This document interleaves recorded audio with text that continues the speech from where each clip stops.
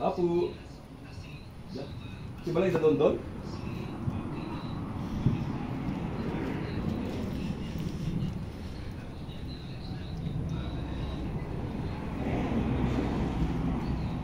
Don.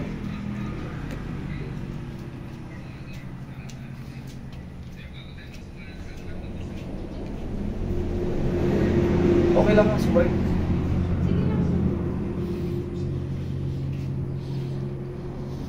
Don. Nasaan?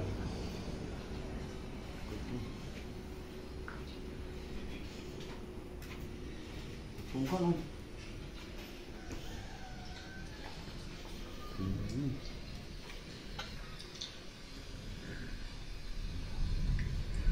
Yung makapangan ka pa lang. Ulang suko para sa inyo mga suko.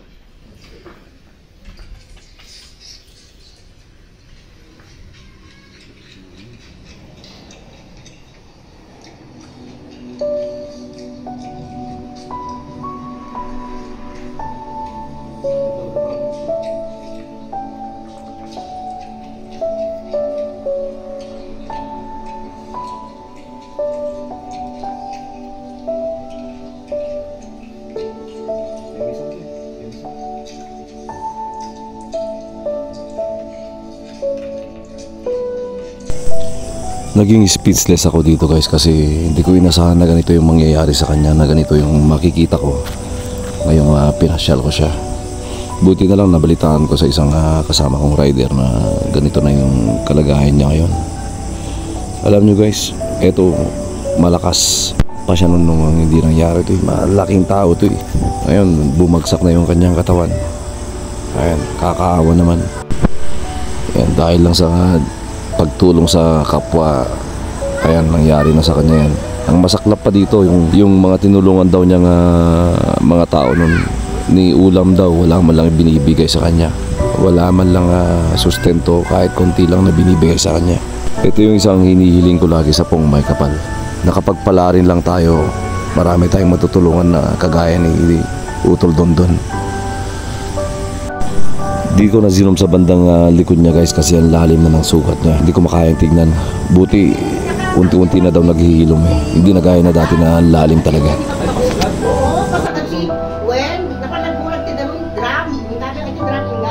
Nagbuhakan na dito rin. Well, nagbuhatin sa ginuwang kaagbual aja drum. Kaya madi na kahit mapandangan nga ta, in muna nga yung kuha na di bagina. Kasi lang nga in tumba na kanong sa balit pa nagdisunan so ayan. Dito yung garod? Amin, garod dito yung garod. Parang maintenance na.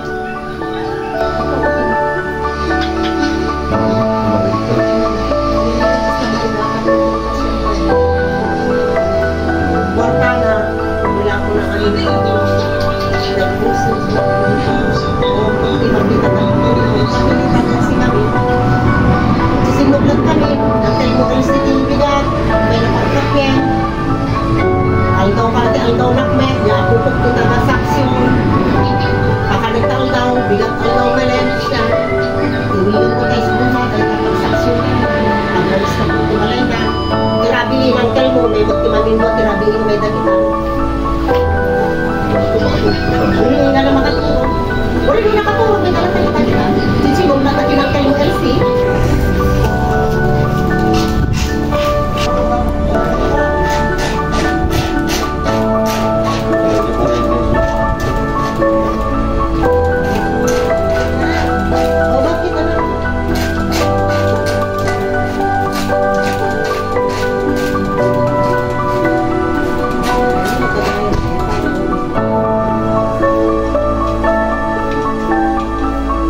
Ay, tigang kanina.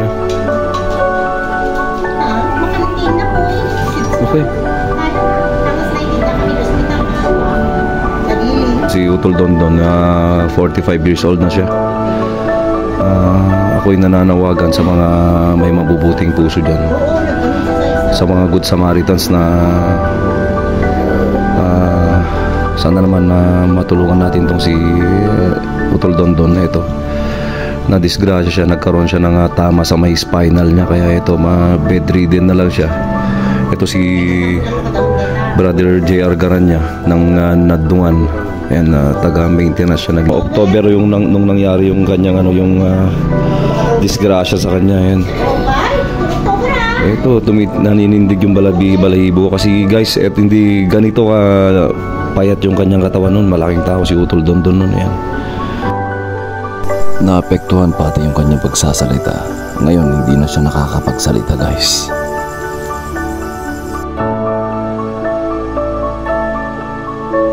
Sino man yung mga may mabubuting puso, nanawagan ulit ako sa inyo. Andito lang po siya sa may Gising, Gataran, Cagayan.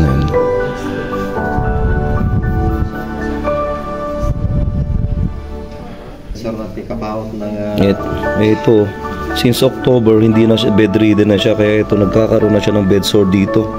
Siyempre, mayroon pa sa likod. Ayan. Ito po, hanapin nyo lang si Utol Roldan Jose dito sa may Zone 6 niya. Zone 6 Gising, Gataran, Cagayan. Ito. Para sa mga tulong nyo, guys. Sa mga nananawagan ulit ako, pangatlong tawag ko na sa inyo to, sa mga may mabubuting kalooban dyan, mga mabubuting puso, sa mga Good Samaritans. Yan. Konting tulong lang kay Utol Dondon, no?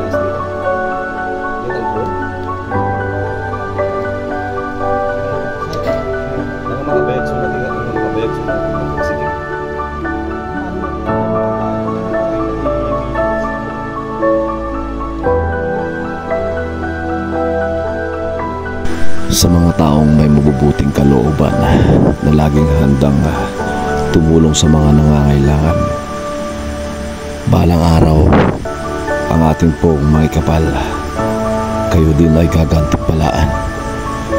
Kaya sa mga Good Samaritans, eto, habang nabubuhay pa ang isang taong nangangailangan, kung meron tayo, tulungan natin. Dahil ni Utol Dondon, marami siyang pangangailangan na hindi na maibigay ng kanyang mga kamag-anak.